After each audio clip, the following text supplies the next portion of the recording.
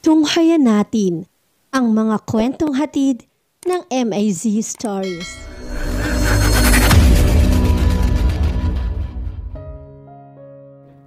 Happy birthday, Daddy! Happy birthday to me! Paikot-ikot pa si Myra sa iniletrang pagbati sa dalawang pinagdikit na kartolinang rosas at ginamitan nito ng 3 kulay na pentel pen, itim, pula at asul. Gusto niyang gamitin ng green pero naubusan na sa tindahan ni Aling Menchi sa kanto. Ayos na yan, ang kanyang inang si Aling Doris habang tinitimplahan ng gata ng niyog ang tuhod ng baka na ginawang kaldereta. Malambot na yon. Ang tomato sauce at trikadong sibuyas, pickles at birding sili ay humalo na ang lasa sa sabaw. Ilang kulo na lamang at ang maanghang na kaldereta dinaga na paborito ni Mang Manny ay ihahain na. Saka sinilip nito ang nakaturbo na isang buong manok na niligyan ng asin at mantikilya ang balat tapos ibinalot sa aluminum foil. Ang tiyan ng manok ay niligyan ng tinadtad na delicious apple saka bacon strips at pinalapot sa breadcrumbs matapos timplahan ng asin, vetchin at dinurog na paminta. Ilang minuto na lamang at mag-iisang oras na kaya't aalisin na niya ang balot ng foil para muling iturbo ng mga 20 minuto. Para pumula ang balat. Ang sabaw na lamang ang lulutuin niya at iisa ang paboritong soup ng asawa.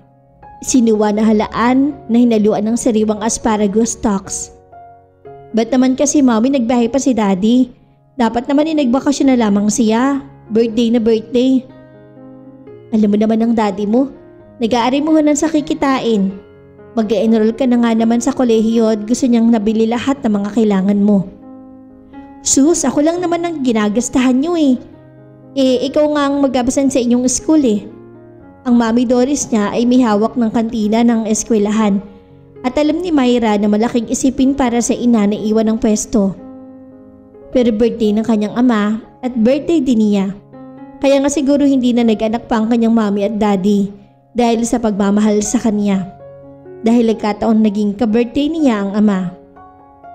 Kung sa Maynila kaya ako mag-college, mami. Hindi papayag ang ama mo. Magaling din naman ang college natin dito sa Lucena, hindi ba?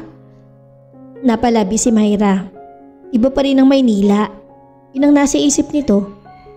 Mas challenging.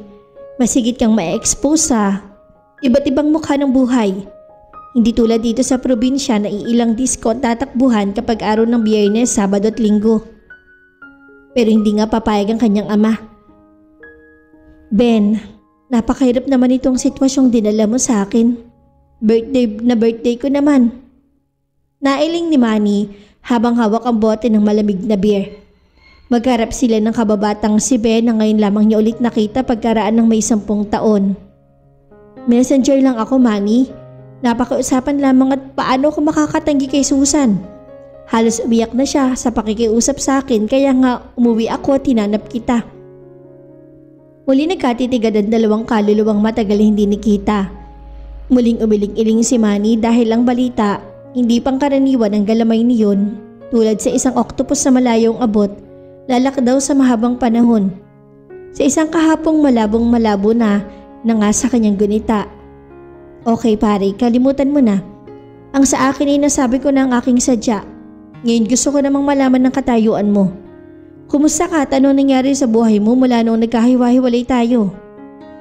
Napangiti ang kaharap saka ininom muna ang serbesa bago sumagot. Ang mabuti pa'y sumama ka sa bahay. Kanina pa nila ako hinihintay. Tumingin sa rolo si Ben. Baka hindi na ako umabot sa last trip. Hindi alam ni Mrs. na nagpunta ako ng Lucena. Sayang. Hindi bale kung sakaling makaluluwas ka.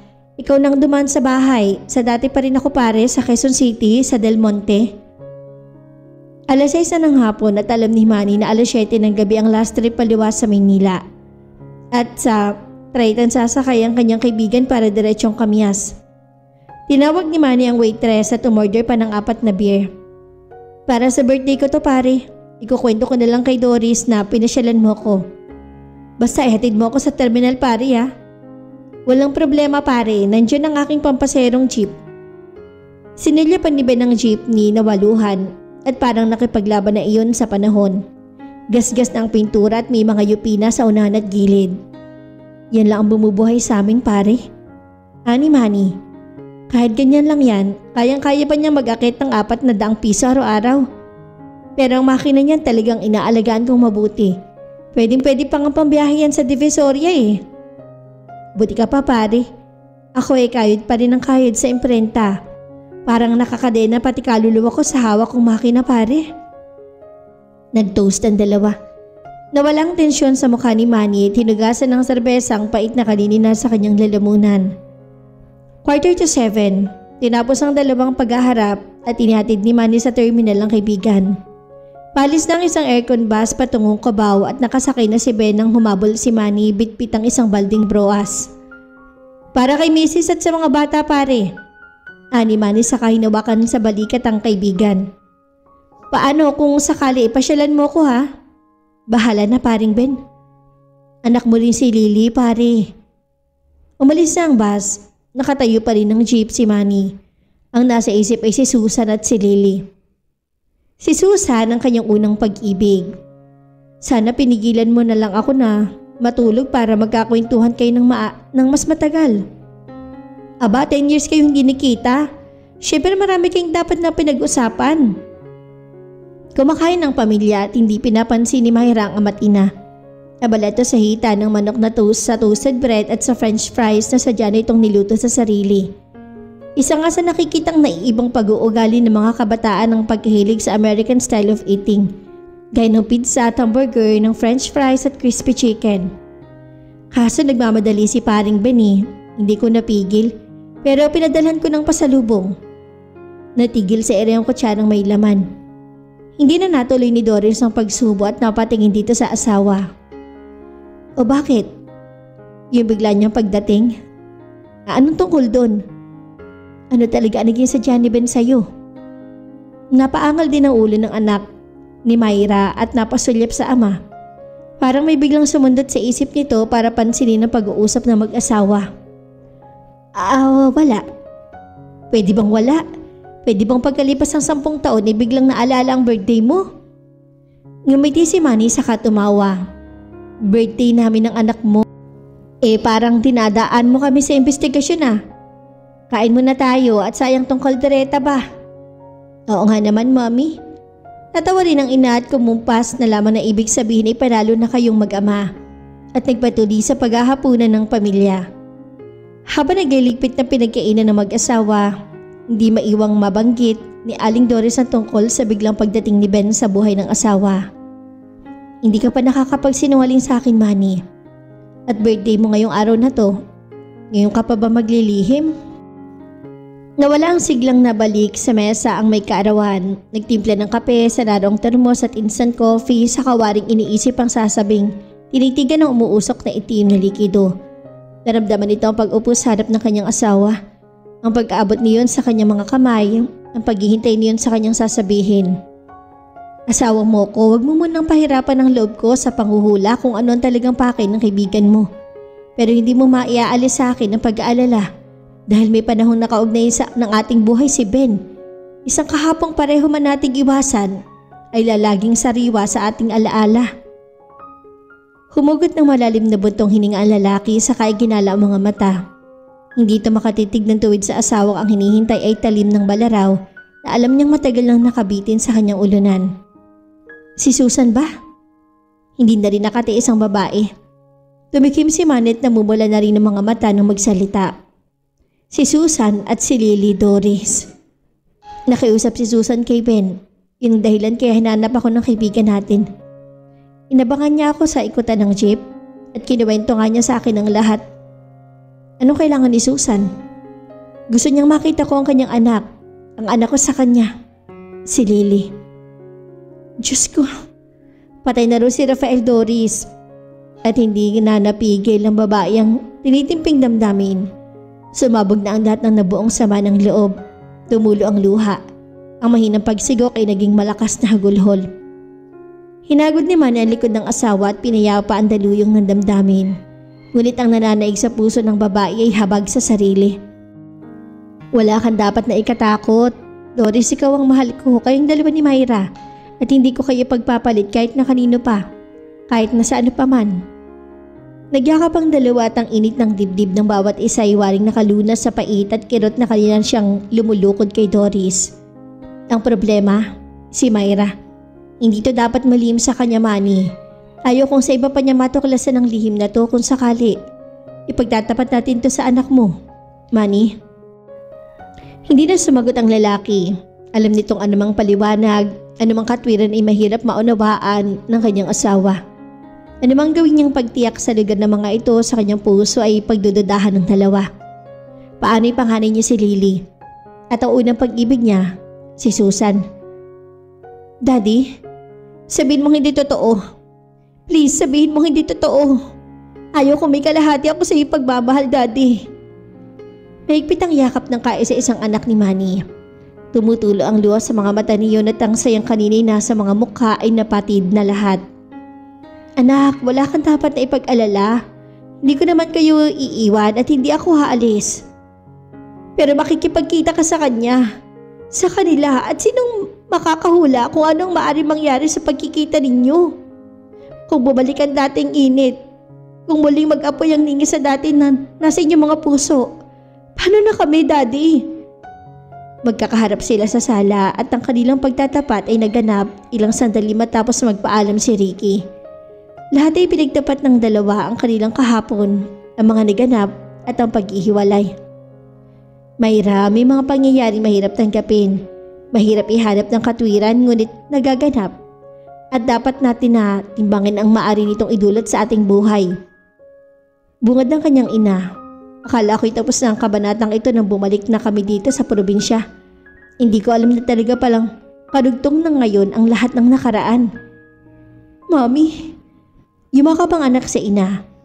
Anak, harapin natin ang bagay na to. Hindi to mawawala sa pagwawalang bahala kaya harapin natin. Pero pupunta doon si Daddy, hindi ba? Maaari tayong sumama kung gusto niya. Napatingin ang anak sa ama. Nagkaroon ng pag-asa ang mga mata niyon. Siya nga, Daddy, pwede kaming sumama? Bakit hindi? Mabuti nga at magkakakilala tayong lahat. At wala naman akong dapat na itago sapagkat nangyari ang lahat bago pa kami nakasal ng iyong ina. 17 taon na nakakaraan pero parang kailan lang. Mula sa mga kahungalos na kabauna sa kisame ng bahay, nakita ni Doris ang lahat ng tagapagpaalala ng isang nakaraan. Naroon ang mga snapshots ng kanilang school organs, ang magazine ng kanilang pagtatapos na bagamat namumula-mula ng lahat ay mga piping patunay naman para muling surutin ang katotohanan ng kanyang isipan. May litrato pa roon sina Manny at Susan, magka-holding hands. Ang isinakayakap si Susan kay Manny at natatandaan niyang ibinigay iyon sa kanya ng babae. Matapos mag-excursion ang graduating class na kinabibilangan din niya, pero kusang hindi niya sinamahan. Nandun din ang mga notes ni Manny. Ang pagbali niyo ng pera mula sa sariling savings na siya ang nagtatago. Ang bank book niyon sa isang bangkong sinira ng gobyerno. Ang mga tula at sanaysay na nakalathala sa school organs at ang tuyong mga rosas na natatandaan niyang itinabi niya. Isang birthday na handugan siya ng binata. Lahat ay nakatago. Lahat ay mga pira-pirasong alaala na kapag binuo, magbibigay buhay sa kahapon. Parang pinagdugtong na tape ng beta. Mula sa pagkakagupit-gupit ay pwede nang i-play at makikita mong kabuuan ng pelikula. Bawat piraso ng alaala ay may nabubuhay nga sa kanyang isipan. Kaya hindi nalalaman ni Aling Doris na matagal na palang lumilipas sa mga sandali hanggang maramdaman nitong hindi na pala siya nag-iisa sa silid na yon. Myra, anong ginagawa mo dito? Kanina pa ako dito, Mommy. Nakatitig yun sa nakabihad-had na namumula-mulang album. Bakit hindi ka man lang kumatok? Mommy, nag-aalala ako dahil alas 12 na ng tanghali. Malamig pa ang lahat ng kaldero sa kusina. So nagtaka ako at tumiretso na ako dito sa kwarto ninyo. Akala ko nga nakatulog ka o baka may nangyari sa'yo. Halimbawa na aksidente. Kaya hindi na ako kumatok. Dinampot niyo ng retrato ng kanyang daddy at ni Susan at palihim na isinilid sa bulsa sa likod ng kanyang pantalon. Yun ay yung kuwang nakayakap ang babae sa kanyang ama. Alas 12 na nga pala, Diyos ko. At darating ng iyong ama. Iginala nito ang mga mata sa kalat saka mabilis sa pinagsilid ang mga iyon sa nilalagyang kahon at muling isinara saka pinasok sa kabinet. Mommy, samahan mo ako sa kusina at magluluto tayo. Hinandado ng ina ang pinto at bago umalis ay tiniyak pang iyon ay nakalak bago sumunod sa anak na patungo na sa kusina. Nagsasaing si Aling Doris at naghihiwa naman ng manok na piprito ang dalaga. Pasipol-sipol pa to habang aligaga ang ina. 10 minutos pa lamang sila ay dumating na nga si Mang Manny, may bitbit na plastic bag na ang laman na ibinuhos sa malaking plato. "Lechon, Daddy? Ang dami niya na." "1 kilo lang naman anak, hindi naman masyadong marami." Isinalin niyon ang sarsa sa bangkok. "Nakajakpak ka na naman siguro ano, Daddy?" Tinikman ni Myra ang balat at malutong na malutong iyon.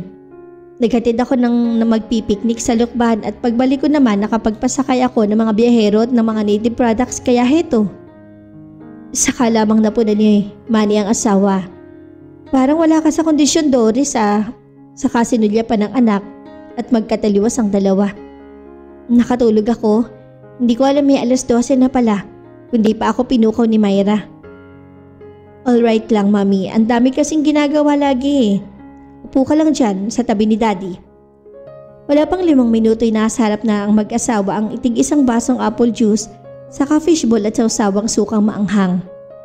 "Okay ka anak, ano bang hihingin mo ngayon ha?" Ang daddy na naman. "Tanda ng pagmamahal yan. Mahal ko kayong dalawa syempre. At napahalaka kang ama. Buhay na buhay. Hindi pa naman siguro mamamanhikan si Ricky no? Biro naman iyon. Isinama natin si Ricky sa pagluwas natin. Daddy ha, pagpunta natin sa kapatid ko." Hindi maaasahan na mag-asawa ang hiling na iyon. Ngunit sa halip na magalit, ay may nadamang ligaya si Mang Manny. Paano hindi nagagalit ang kanyang anak sa gagawin nilang pakikiharap sa isang babae at sa anak niyang nagkaroon ng kaugnayan sa kanya? "Pwede ba, Daddy? Mommy?" "Bakit hindi? Okay sa akin." At bumaling yun sa katabi. "Ikaw, Doris? Para na rin namang kasambahin natin si Ricky, payag din ako." Nagtatalon pang nilapitan ng anak ang ama't ina saka ginawaran ng halik sa pisngi. Kung walang problema sa kanyang anak na si Myra, na siya ngang laging bumabagabag sa kanyang isip at pumapayag na si Doris, sa lalong madaling panahon ay maaring maitakda na ang kanilang pagkikita. Bigla nakagat niya ang labi at hindi nakaligtas sa dalawa ang nangyari. Si Myra agad na nagsalita. "Number 19, Daddy, naalala ka?" Uminom ng malabig na tubig si Manny pero hindi na waglit ang sinabi ng anak. Number 19? Sa English alphabet ay letter S. Sinadya kaya niyon ng anak? Nakita ni Manny. Matalim nang nakasilap dito ang ina habang nakikipagbuno sa lechon ng anak. Number 19. Si Susan. Naalala nga kaya siya ni Susan. "Kailan mo balak lumuwas? Mabuti na rin na makapaghanda ang anak mo at si Ricky." Inayos ni Aling Doris ang kanilang kama. "Nagmamadali ka?" "Naku, nasuspense ako. Hindi tuloy ako makapagturo ng maayos. Dapat siguro araw ng linggo, hindi ba?" "Kahit anong araw, bakasyon na naman eh, ikaw na ang magdesisyon." "Alam mo, napakaswerte ko. Napakamaunawain mo, Doris. Kung hindi sa iyo, sa pagmamahal mo. Dito ka pa lang noon. Hindi, talagang utang ko sa iyo ang buhay ko. Napabago mo ako. Mahal kita, yun ang dahilan." Hinila ni Manny ang asawa at ang katawan niyon ay bumagsak sa nakahiga niyang katawan. Hinapit yun at hinagkan ng labi, ang mukha, ang leeg at ang dibdib. At naglaro din ng mga kamay ng asawa. Alam na alam nito kung paano magkakabuhay ang ugat ng lahat ng kaligayahan. Ilang sandali lang at nagsalo sila sa pag-ibig na matagal na nilang pinagsaluhan. At nasisiyahan na si Doris. Kahit hindi kasing tindi ng pinagkaloob niyon kay Susan, kanya naman ito. Habang buhay na magiging kanya si Emmanuel. Almusal at hinihigop ni Manny ang umuusok pang kapeng Batangas nang lumabas mula sa kusina ang anak niyang si Myra. Nakabatrobe iyon at bagong paligo at pinadadaanan ng brush ang mahabang buhok. "Good morning, Daddy." "Good morning, Iha. Lika na?" "Si Mommy, nasa palengke na. Hindi ba't narinig kong nagpaalam pa sa'yo?" "Oo nga pala no. Kakain ka na ba?" "Iinom lang ako ng juice sa katong papaya." Naghiwa ng kalamansi si Myra sa kapiligaan ng hiwa ng pulang-pulang papaya bago pinudburan ng kaunting asukal bago sinimsim ang kanyang orange juice. Ikaw dad, kain na. Pagkatapos itong kape, palihim na sinusilya pa ni Myra ang ama habang nilalagay nito sa estasyon ng isang radyo. Yun ang paborito ng ama at kasama na sa almusal niyon. Ang pakikinig sa boses ni Lola Sela at attorney na case bago hihintay ng espesyal na balita. Nangangalhati ng anak sa nilalantakang papaya. Nang makita na, inangat na niyon ang nakataob na plato. Biglang kumunot ang noon yun at tumalim ang titig sa anak. Easy daddy, biro lang. Pambihirang, anong ibig mong palabas sila at inilagay mo sa ilalim ng plato ang litratong to? Hawak ng ama ang litrato nila ni Susan. Yung kuha sa excursion at nakayakap iyon mula sa likod ng uli na kasangga sa malapad na balikat. Ang ganda pala ni Susan, ano daddy? Natitigan nga ng ama ang hawak na litrato. Si Susan nung kanilang kabataan, walang kasing ganda at walang kasing bango. Hindi ako nagtataka kung bakit mas minahal mo siya kaysa kay mommy dad. Totoo. Pinikros pa niyo ng dalawang daliri at hindi makuhang magalit ni Manny sa anak. Saan mo to nakuha? Nagalungkat na mga lumang kahon si mommy at nalaglag yan. Napulot ko. Ganon? Daddy, alangan namang inabit ko yan, ano? Muli itinitigan ni Manny ang litrato at parang kahapon lamang. Damapan niya ang init ng dibdib ni Susan na mga sandaling kinukuhanan sila ng picture na yon. Ayaw na nga niyang umalis ito sa pagkakababa sa kanya pero sabi nga ng kanta, some good things never last. Sa'yo na lang yan daddy, hindi ko sasabihin kay mommy. Konsentidor ka pa ha? Hindi naman ganoon kaya lang hindi ako insecure. Hindi ako naniniwalang sa panahong ito iiwan mo kami ni Mami para pumisan sa mag-inang yun. Alam ko kung saan kami ni Mami sa puso mo. Pero anak lamang si Myra. Paano niyan mapapangunahan ang nasa kanyang isip? Lalo pa ang binubulong ng kanyang puso. Paano ito nakakatsak na hindi siya maaakit ni Susan? Nangyari na yun. Nakalimutan niya si Doris nung nakita niya si Susan. At iyon ang kinatatakot niya. Hanggang ngayon. Nag-iisip ka, Daddy? Ha? Natitigilan ka eh. Ang layo ng isip mo. Ang mabuti pa, mag-almusal ka na at lalamig itong nilutong sabaw ng mami para sa'yo. Kinuha ni Myra ang plato ng ama at niligyan ng katamtamang daming sinangag. Saka isang buong relyenong talong na ang palaman ay ginutgot na laman ng alimasag. Mula rin sa soup bowl, pinagsali nito ang ama ng hipong inilaga sa luya at pinigaan ng kalamansi. Hayan, kain na.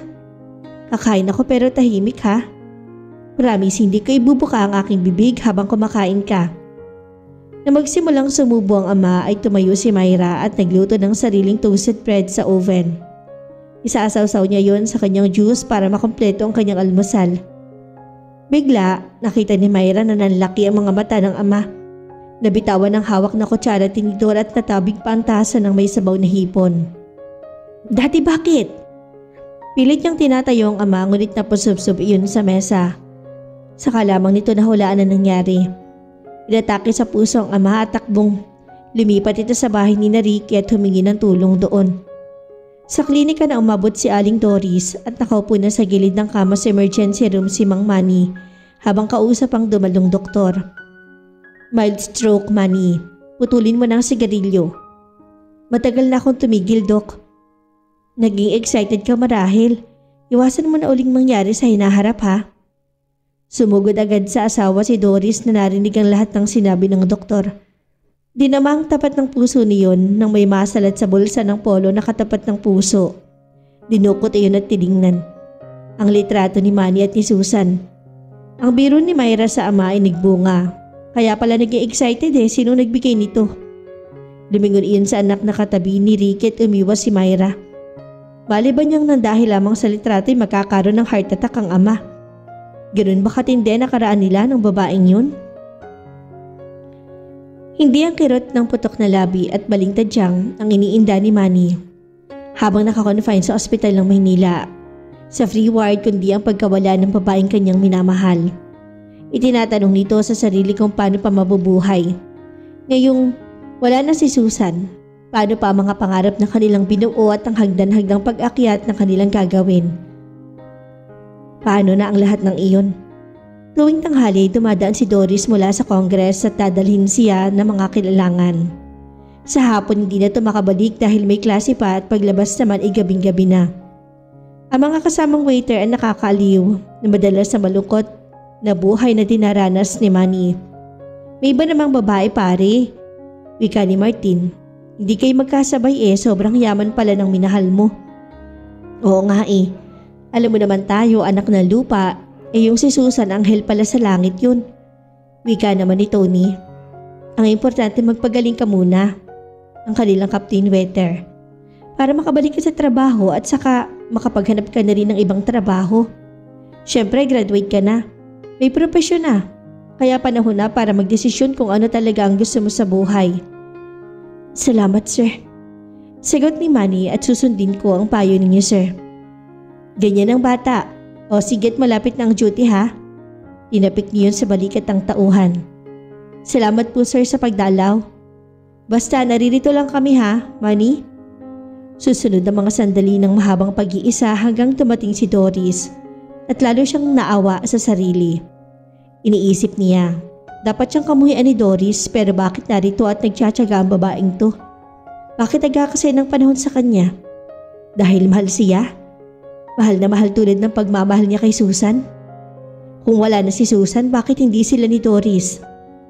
Bakit nga hindi? Pagkatapos ng graduation ceremony, nagtungo ang dalawa sa hongning at nagbigay ng blowout sa kanilang mga sarili. Ang mga magulang ni Doris ay hindi nakarating at lalo na ang parents ni Manny. Nagtawanan sila sa isang buong fried chicken at ang pansit canton habang sa kanon ang pagkakataon ay makainom ng sobra sa 2 beer si Manny. Inihatid dito pagkuhan sa tinutuloy ang bahay si Doris bago nagbalik ulit ng Pinata sa lugar ng Quiapo. Hanggang pumasok sa isang inumang may mga babaeng nagsasayaw. Hindi na niya matandaan ang nangyari pero nagising siyang nasa loob na ng kulungan. Kasama ang mga lalaking iba na ang mga amoy at may tattoo sa katawan. Noon lamang siya nakadama ng takot sa kanyang buong buhay. Sapagkat pagbabasag lamang at di pagbabayad sa nainumang kaso. Pinayagan si Manny ng Sargento de Mesa na magamit ang telepono. Si Doris ang tinawagan nito sa opisina nito sa Congress at si Doris din ang nagdala ng pambayad sa danyos perwisyo at pangpiyansa kung sakaling magdemanda pa ang may-ari ng bar. Cum laude ka pa naman Manny tapos sinisira mo ang buhay mo? Sorry na nga, kaya lang akala ko ba'y kaibigan kita. Kaya nga sa susunod, panonoorin na lang kita kung magpapakamatay ka. Dahil kaibigan mo ko.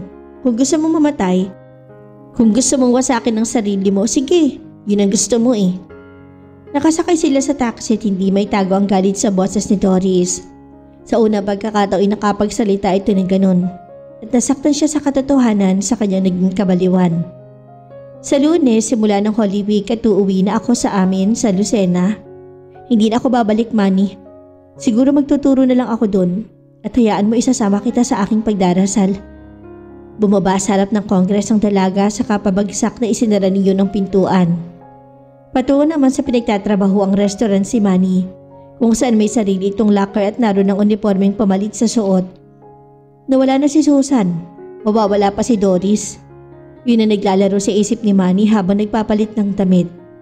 At huling araw na niya bilang waiter. Pagkatapos ng kanyang oras ay magpapaalam na siya sa personal manager. Magre-resign na siya ng formal. Hahanapin na niya ang kapalarang takdang para sa kanya lamang. Isang buwan ang lumipas simula ng klase. Kaharap na si Manny ng Division Superintendent ng City of Lucena para sa isang bakanting teaching job. May 5 pa silang pinagpipilian at nakita niyang waring na impress ang superintendent nang mabasa ang kanyang resume. Manny Enriquez, hindi ka taga rito pero dito mo gusto magturo? Yes ma'am, gusto ko po ang lugar na to at binata pa ako. Madadali akong makaka-adjust dito kung matatanggap ma'am. I think you're hard, Mr. Emmanuel Enriquez. Your transcript is quite impressive. Thank you very much ma'am. Pwede i-destino kahit saan hindi ba? Kahit saan ma'am. Okay, bumalik ka bukas. Hindi pinasisihan ni Manny ang desisyong sa Lucena na manirahan. Ang syudad na may layong 130 kilometro mula sa lungsod ng Maynila at isang syudad na maluwag, panganagalawan, mura ang bilihin lalo na ang mga pagkain at murang lalo ang mga board and lodging, lalo na kung ikaw ay bed spacer lang. Pinili ni Manny ang maging bed spacer para makapagluto ng sariling pagkain at hindi mabilanggo ang panlasa sa halos pare-parehong ulam na niluluto ng isang boarding house. Sa Dalahican Elementary School na padestino si Manny at agad na na-involve ito sa mahabang dalampasigang pinamamasyalan nito sa maghapon kapag araw na walang pasok. Pumapasok ang pangalawang buwan na magkaroon ng acquaintance party ang lahat ng guro sa buong Lucena at mahigpit na pinagbili ng kanilang prinsipal ang pagdalo ni Manny. Malawak ang bulwagan na maluwag pa ang 600 tao at nasa isang sulok lamang si Manny. Hawak ang bote ng serbesa habang sinisimulan ng programa. Pagtapos ang ilang bilang, pinakilala naman ang mga baguhang guro at parang initiation na kumuha ang bawat isa ng ninong mula sa veterano bago pumagitna sa bulwagan. Namilog ang mga mata ni Doris. Napabuka ang bibig sa pagkabigla at waring gustong sumigaw, pero walang katagal lumabas sa labi. Nanatili lamang itong nakatitig sa katabi kay Manny na nakangiti sa kanya. Doris? Manny? Hindi na niya napigil ang sarili at niyakap si Manny. Mahigpit. Gumanti naman ng lalaki at bigay na puno ng nakatutulig na palakpakan ng bulwagan. Kiss muna, kasala na! Naputol ang seremonya sa pagtatanggap sa mga bagong guro dahil sa mangyari. Pero ang kaugnay na kwento ng pag-ibig ay naging ugat naman ng masayang kwentuhan. Kung paano nag-apply si Manny ng lingid kay Doris at kung paano nakita sila sa okasyong ito. Lalo pa nagulo ang pagtitipon ng sabihin ni Manny na ikakasal sila ni Doris sa lalong pinakamadaling panahon. At 17 taon na nakakaraan at may 5 taon na nakalilipas nang iwan ni Manny ang pagtuturo at ang nakuha sa gobyerno ay ginamit sa pagninegosyo. Malaking kaluwagan nga naman sa kanilang tatlo ang 500 pisong araw-araw na kinikita ni Manny at kontento na sila sa takbo ng buhay hanggang dumating si Ben. At baguhin ang payak at tahimik nilang pamumuhay. Iba ang hatid niyong balita. May kasamang kamandag na maaring magwasak sa mahabang panahon ng payapang pagsasama. Dahil kay Susan at kay Lily. Sabado nang lumakad ang pamilya at ang dagdag na si Ricky na mahusay na ring magmaneho ang nagdala ng pampasaherong jeep sa highway. Katabi ni Ricky sa unahan si Myra at ang mag-asawa. Ang nasa ulihan, may dala silang kulay na naglalaman ng malalaking sugpo na natatakpan ng durog na yelo at isang basket ng malalaki ring alimango na ang inangata ay ang nakasaping pira-pirasong repolyo. Pupuntahan muna nila si Ben sa bahay nito sa Del Monte. Saka sila magpapasama patungo sa bahay ni na Susan. Sa sarili, napaniwala na ng mag-asawa na iyon ay isa lamang social call at isa na ring formal na pagpapakilala sa dalagin na rin si Lily, ang tunay na biological father nito. Liban doon wala na. Nabura na ng mga taon ng bakas ng nabagong pag-ibigan. Yun ang pinaniniwalaan ni Doris at yun ang pinagdarasal nito. Gulat na gulat si Ben nang makita ang pamilya at isang teenager na kasama. Napababa ito ng bahay mula sa pagkakadungaw at niyakap ang bumabang kaibigan. Tuloy mo na, tuloy. Maayos ang sala ng 2-story house ni Ben na malapit sa tulay ng Del Monte. Kompleto ng kasangkapan ng kabuuan niyon at may glass top ang center table at ang dining table sa kainan nakita naman mula sa sala. Wala si Mrs. pero kakain muna tayo, alas 11:30 na. Pare, wag ka na magkabala, dumiretso na tayo sa pakay namin. Pero baka nagugutom na kayo. Sandali lang at magpapahanda ako ng pagkain dahil maraming karinderya pa ng ulam para lamang ako bumili sa kanila. Salamat na lang pare, pero kumain na kami sa Santo Tomas sa Bulaluan doon. Kung maaari nga samahan mo na kami. Sige, mabuti pa nga. Pinadaan ni Ben ang jeep sa gilid ng ilog o West Riverside at pagdating sa tulay ng Parkway Village ay pinakaliwa doon. Dito ang bahay ni Susan pare. Malalaki ang bahay sa Parkway Village na yon, nasa tansya ni Manny ay wala pang 10 hektarya ang laki at sa dakong kaliwa, pinahinto niya ang sasakyan sa harap ng 2 palapag na bahay na nasa gitna ng loteng hindi liliit sa 500 metro kwadrado. Ang bahay ay napapalimutian ng mactan stone at impresibo din ang pagkakagawa kung titingnan mula sa daan. Pinindot ni Ben ang buzzer at isang katulong na naka-uniforme ay nagtanong, "Sino pong hinahanap nila?" Si Senyorita Susan mo, Day. Pakisabi na si Ben Camo at si Manny ang naririto. Sa likod ng gate na bakal ay may intercom marahil. Doon lumapit ang katulong at nakipag-usap sa nasa loob ng bahay. Nang maibaba na ang intercom. Pasok daw po. Ang jeepney pinarada na lamang sa labas ng gate. Iginala ng mag-asawang pansin sa kabuuan ng bakuran. Sa mga orchids na nagkapit sa mga malalaking puno ng Madre de Cacao. Sa garaheng may isang sasakyan. May motorbike ding may lalagyan na pinamili sa unahan. At kadugdog ng garahe ang sliding room na nabubuksan dahil sa remote control na dala ng katulong. Saka tumambad sa kanilang pinakasala. Mangyayari sa purong katad ng naroroong sofa. Ang mga set na nakapalibot sa mga sulok ay yari namang lahat sa room at sa salamin o glass tops. Hindi basta bahay ang tahanan ni Susan at Lily. Maupo muna kayo, tatawagin ko lamang si Senyorita. Magalang na hingi na paumanhin ng katulong saka yumukod muna bago lumabas patungo sa kusina. Sa pintuan sa kusina, inangat ang katulong intercom. Tahimik na tahimik ang paligid at maririnig mo pati ang pagkiskis ng mga palad. Bawat isip parang tinatambol ang dibdib sa paghihintay sa kung ano ang talagang magaganap. Si Rick ang unang nakakita sa bumababa mula sa palikudikong hagdan. Wow! Paghanga na bagamat mahina ay kinalingon din ni Myra. Anong wow ha? Siniko ni Myra ang teenager. Hayan, bumababa. Napatingin si Myra at napako rin ang mga mata niya doon. Ang bumababa ay halos kaedad ni Myra. Ngunit brown ang buhok niyon. Isang tunay na mestiza at ang tumatawag. Mga mata ay kuhang-kuha sa ama. Pagbaba sa hagdan, ang ama ang unang nilapitan niyon. Niyakap. Daddy. Lily anak. Parang sabik na halos ayaw bumitiw ni Lily sa pagkakayakap sa ama. Pero napuka lamang iyon ang sumabad ang kanina paring mamasid na si Doris. Ang mami mo, si Susan, nasan siya? Bumaling ang teenager at napangiti nang makita si Doris. Saka lamang kumalas sa pagkakayakap sa ama. Kayo nga si Tita Doris, kayo ang nasa album ni Mama. Yumakap din si Lily at humalik pa sa magkabilang pisngi niyon. Salamat po sa pag-aalaga niyo sa father ko. Ang sumunod na binalingan ay ang half-sister niya si Myra, na hindi maalis sa mata ang pangingimbulo sa ganda ng unang anak ng kanyang ama. Kung mga artista lamang na walang sinabi ay ilalampaso ni Lily, ganun yun kaganda. At pati si Ricky ay hindi makahinga sa anyo ng kaharap. Ang bunso kong kapatid, kumusta ka na Myra? Kilala mo rin ako, Lily? Ate Lily? Pamilya tayo, dapat lamang na makilala ko ang lahat ng mga may relasyon ako. Sumungaw ang katulong na nagpapasok sa kanila at pinatugtog ang dalawang magkasunod ang hawak na munting bell. Saka bumalik na ulit iyon sa kung saan man nanggaling. Kay Ricky natuon ang pansin ni Lily na tinitingnan ng kaharap mula pa hanggang ulo bago ngumiti iyon. Boyfriend ka ng kapatid ko? Namula si Ricky at hindi nakasagot at si Myra ang namagitan. Ate Lily, close family ko si Ricky.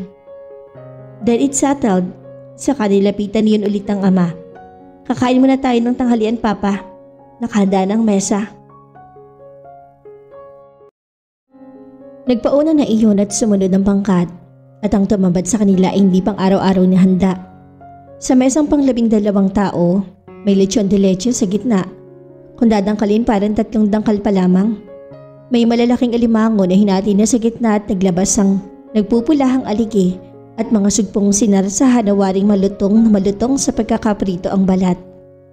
Ang gulay ay sariwang salad na labanos, kamatis, sibuyas at repolyo na may salad dressing at may kinayod na egg and cheese. Nido soup naman ang sopas na may naglutang na binalatang itlog ng pugo at binalatang sipit ng alimango. Lily, ang dami naman nito. Ang ama hindi makapaniwala lalo na nang maglabas ng champagne na nakabaon sa malaking ice bucket ang katulong. Kasunod ng mga kopitang parang sinipis na ng papel. Papa, after 17 years. Pero paano mo nalamang darating kami ngayon? Natawa iyon. Si Tita Choleng, ang asawa ni Tito Ben. Kararating lang nang umalis kayo at tumawag nga agad dito. May litsuna naman dyan sa di kalayuan at dito naman sa bahay laging may sugpo at alimango. Exporter si Mama at ang kota niya araw-araw ay malaki. Nasaan ngayon si Susan. Kung wala sa airport para magkarga ng kanyang pang-export tsak na nasa Iloilo, would you believe na may sariling 5-seater twin engine plane si Mama? Yun ang pangkuha niya ng mga produkto. Parang ang hirap paniwalaan. Bumanghalit ng halakhak si Lily at napatitig dito ang lahat na nagsisimula ng magsikain. That's her exact word, Papa. Yan daw ang sasabihin mo. At totoo nga pala. Ayaw na ayaw niya na nagkukwenta. Ayaw na ayaw niya ng negosyo. Impluwensya ba yan ni Rafael? Umiling si Lily. Walang naitulong sa personal development ni Mama si Tito Rafael. Naging pabigat pa nga siya eh. In the end, sa basement siya nasadlak dahil sa pagka-addict. Pero paano nangyari ang lahat ng to? Ang mga negosyo. Ikaw ang may malaking impluwensya sa kanya, Papa. She kept on telling me na kung hindi mo siya pinagtiyagaang turuan, hindi siya matututo kahit mag-add ng 12 plus 16. 1 digit lang daw ang alam niyang sumahin. Totoo yun, pero may talino si Susan at nakita ko yun. And here's the proof. Anang anak. Hiniwa ni Manny ang lechon at ang matalim na steak knife ay halos hindi nag-iwan ng bakas. Ang laman ng lechon ay parang nalulusaw sa bibig. Parang gatas na nanamnamin mo ang tamis. Kung hindi makarating si Mama hanggang mamayang mga alas 5, pwede bang maghintay niyo siya? Ha? Akala ko balikan lang. Wika ni Ricky. Kung may telepono sa inyo o somewhere near your residence, gamitin mo ang phone at tumawag ka. Nagkatinginan din ang mag-asawa. Hihintayin pa nila si Susan? This is very important to her, Papa. Please? Si Lily at si Susan ay iisa at hindi niya matanggihan, kaya nagdesisyon na siya para sa kanyang pamilya. Tumango na siya sa anak. Salamat, Papa. Thanks. Hindi niya nakita ang pagdilim na mukha ng asawa at ng anak na si Myra. Hindi may tago ni Myra ang tuwa habang naglilibot sila sa mall at nagsusukat ng mga damit na pag nagustuhan niya ibinibili ni Lily sa pamamagitan ng dala nitong credit card. At 5 na ang nabibili niyon para sa kanya. Relo, gusto mo sis? Itinuro pa ni Lily ang jewelry store. Sinulya pa ni Myra ang suot na relos. Matagal na niyang nabili at sa Muslim pa at laging alaga sa pagawaan dahil hindi lumilipas ang 1 linggo na sisira. Bakit hindi? Sirain nga to Ate Lily. Ani Myra. Sige nga, Ricky, hanap mo nga ng magandang relos ng kapatid ko. Si Lily na itinulak papatungo sa eskaparate ang mahiyaing konsorte na magkapatid. Ikaw ang pumili, ikaw ang magsusuot eh. Kanina pa ako nakapili kaso ang mahal naman. Ituro mo, maiksing sabad ng kapatid.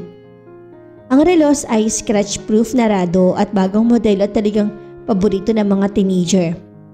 Walang seremonya sa pinakuha ni Lily ang relos sa tindera at isinukat sa braso ng kapatid. Maganda nga. Class ang dating, bagay. Inabot ni Lily ang credit card sa tindera at matapos pagbilinan ay humarap sa kapatid. Ayos na yun sa'yo? Sa'yo na. Pero ang mahal nito, Ate Lily. Yan ang gusto ko sa'yo eh, marunong kang mambola. Ate Lily ha? Panghanay ka diba? Bunso ako. Nagbibiro si Myra pero nakatitig si Rilong nasa bisig. Ang ganda talaga. Hindi naman inaalis ni Ricky ang mata sa kapatid ng kanyang mahal.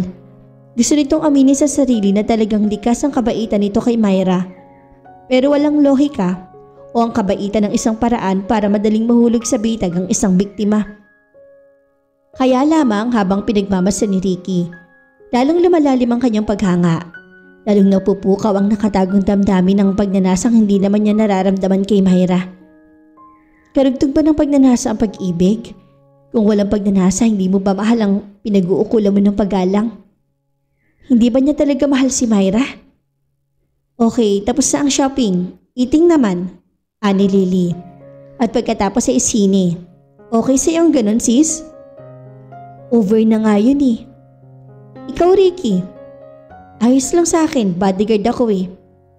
Sa isang Japanese restaurant tinala ni Lily ang dalawa. Gusto nitong maranasan ng half-sister ang sabi nito'y nababasa lang sa mga magazines. May mga in-order na rin sa amin ng mga Japanese foods pero singit lang sa menu. Iba ang talagang Japanese restaurant, sabi nga ni Myra sa kapatid. Nagumpisa ang tatlo sa cold noodle na may kasamang roast pork, mga gulay at sweet vinegar sauce, saka order for 3 ng sushi at sashimi. Tuwang-tuwa sa paggamit ng chopstick si Myra at mas madali nga itong natuto kaysa kay Ricky. From di kasi, Ate Lily. Panay pang bubos kang kantsaw ni Myra.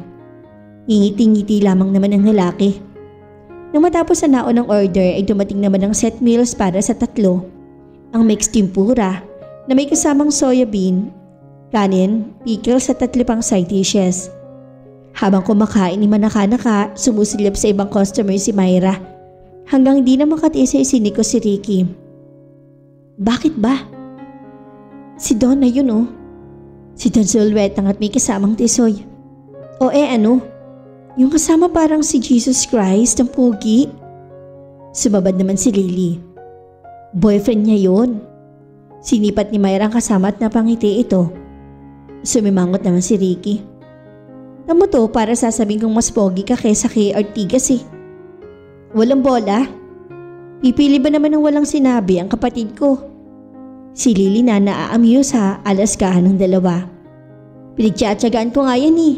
Yabang naman ng Myra lang makakuha ng kakampi. Sige na, magkapatid nga kayo. Pagsusurrender naman ng lalaki. Pagkakain inanood nga ng sine ang tatlo. Ang ginawa ni Lily, pinigitnaan nila ni Myra si Rick at parehong humilig ang magkapatid sa tig-isang balikat ng lalaki. Hindi malaman ni Rick ang gagawin. Paano? Nababaliw siya sa bango ni Lily na gustong-gusto niyang yakapin at halikan. Hindi ko gusto to, Manny. Plano yata tong talaga ni Susan eh. Tingnan mo siya. Nag-imbita sa atin at nang tayo pumunta, gumawa siya ng paraan para maging busy sa ibang bagay at sa napakalayong bayan pa. Kaya tayo namang madaling maloko, heto, nasadlak dito. Ang tinutukoy naman ni Doris ay ang guest room na kinaroroonan nila mag-asawa at ang buhay nilang wari nasasalak nga sa bahay niyon. Sila at ang mga katulong ang naiwan. Ang kanilang anak na si Myra, si Rick at si Lily ay baka daw hating gabi pa makauwi. Pagkatapos manood ng sine ay tumawag ang magkapatid at patungo naman daw sila sa disco.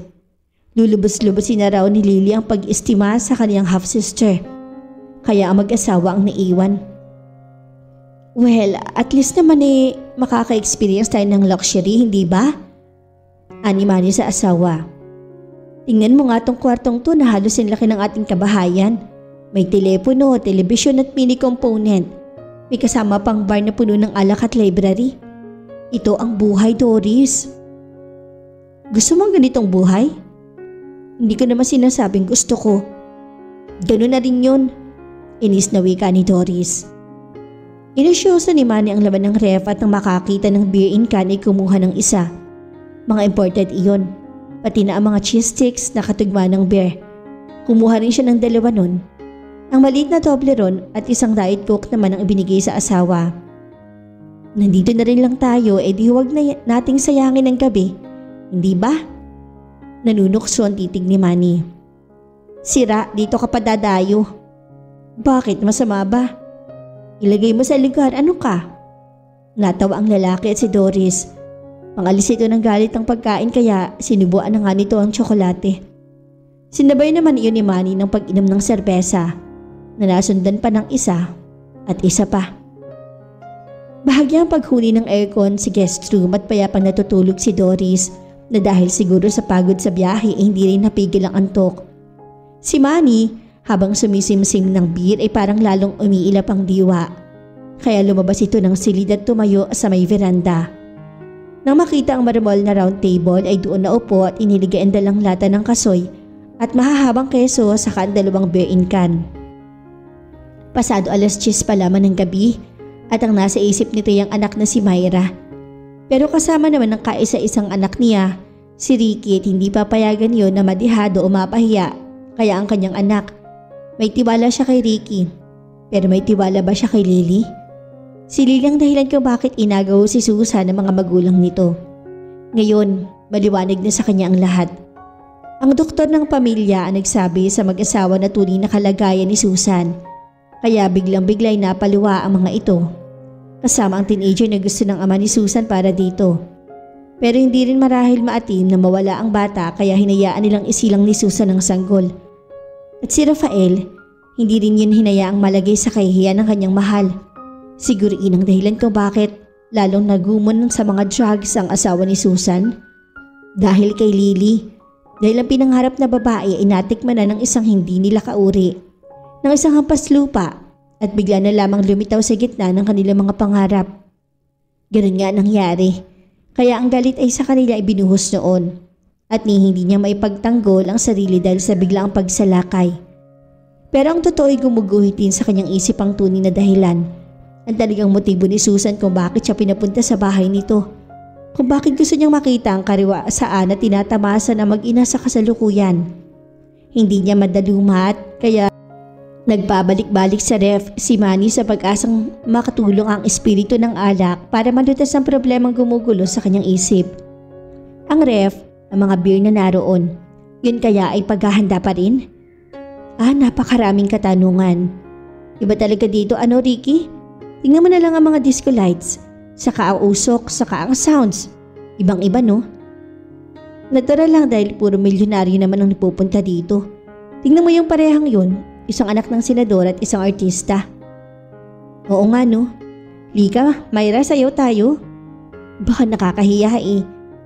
Nakakahiya. Nakakahiya bang kay mahal ng entrance? Basta ba tayo tutunganga? Tumayo na si Dick at tumayo na rin si Myra pero tinapunan nito ng sulyap ang kapatid na si Lily na nasa isang mesa. Mga kaibigan daw at may itatanong lang. Kumaway iyon at sumenyas na parang ibig sabihin ay okay lang na magsayaw sila. Nakikindak sila sa tugtog ng 4 ng banda at nang mag-init ay nawala na ang kaba sa dibdib ni Myra. Pero hindi pa rin mawala sa isiping tagahanga nito kapag nakikita ng isang celebrity. Oo na, bulong ni Ricky pero wag mo nang lakasan at nakakahiya. Tingnan mo na lang. Sus, para napakalakas lang eh. Umingos iyon at nilambing na ni Ricky ang kasama. Nagkatawanan at nang bumalik sa upuan ay pabisa na ang dalawa. Sa kanilang mesa naroon ang kanilang drinks, Bloody Mary kina Ricky at kay Lily at sangria naman kay Myra. Mixed nuts ang mga nasa munting bandehado nila. Baka may gusto pa kayong kainin? Naku, busog pa ate, wika ni Myra. Isang lalaking lumapit at parang matutunaw na sa hiya si Myra nang makipagkilala iyon. Patrick Salcedo, miss. Myra Enriquez. Naramdaman ni Myra ang marahang pisil sa kanyang palad at parang kiniliti ang kanyang puso. One of my best friends, Myra. At siya naman si Ricky. Patrick, close friend ng sister ko. I'm honored, really I am. Nakipagkamay iyon kay Ricky na bahagya ring naasiwa. Si Patrick Salcedo isa sa mga dramatic actors na anak ng isang kilalang comedian at sinasabing kung gaanong kaseryoso sa harap ng shooting ay siya namang pagka-happy-go-lucky sa buhay. At paborito ng grupo ni Myra si Patrick pero naniwala kaya ang mga iyon kapag naikwento niya na kadate niya sa disco ang aktor? Parang sagot sa kanyang dalangin, lumipat ang house photographer at hindi na nakapagpigil ang dalagita. Picture mo naman kaming dalawa at yung pangalawang shot kami namang 4 ha.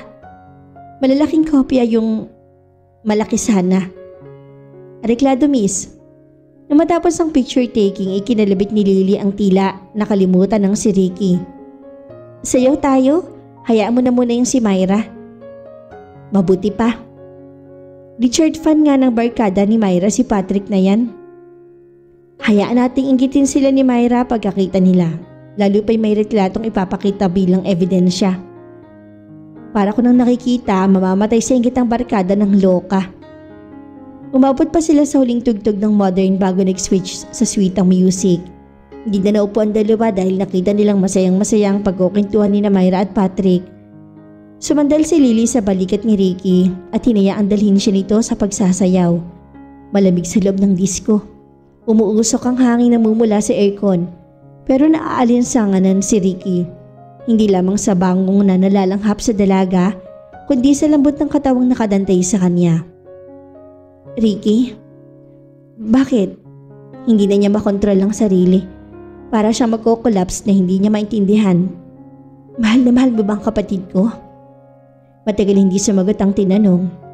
Ibig sabihin hindi ka pa decided sa kanya, ganun ba? Mahal ka si Myra, ang kapatid mo.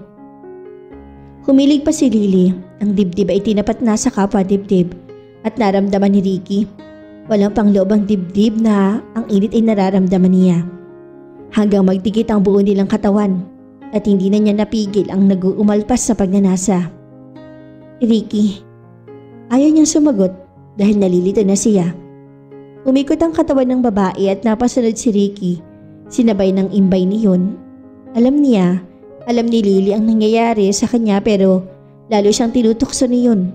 Lalong pinagdidiinan ng bagay na para sa kanila ni Myra ay sagrado. Mas maganda ba si Myra kaysa sa akin, Ricky? Mas maganda ka, totoo. Bakit ka nauutal? Nakapikit si Lily at waring hinanamnam ang nagaganap sa kanilang katawan. Lily, bakit mo ko ginaganito? Paanas iyon pero para kay Ricky isang malakas na sigaw. Type kita, masama ba? Sumulyap ulit si Ricky kay Myra at nakita niya.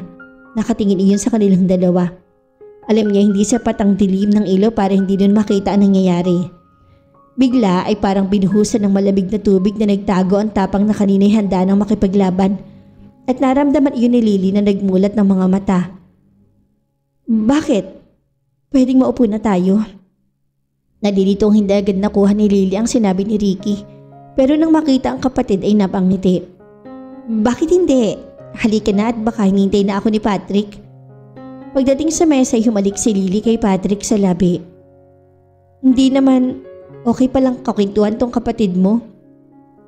Sabi ko nga, ate baka pwede siyang mag-concert sa Lucena para naman makita siya ng marami niyang tagahanga ron. Bakit nga hindi? Magandang ideya yan. Hindi makasabad si Ricky. Gusto nitong sumisigaw pero may iskandalo sila kaya kinagat na lamang ang labi. Ang kanang kamay ni Myra na may matutuli sa kuko ay nakabaon sa tagapagtanggol ng kanyang lahi at sobra na ang kirot, ang sakit. Hindi na niya matiis ang pinong-pinong kurot na iyon. Manuel, bakit ba nakasubsob ka dyan? Wala alamigan ka.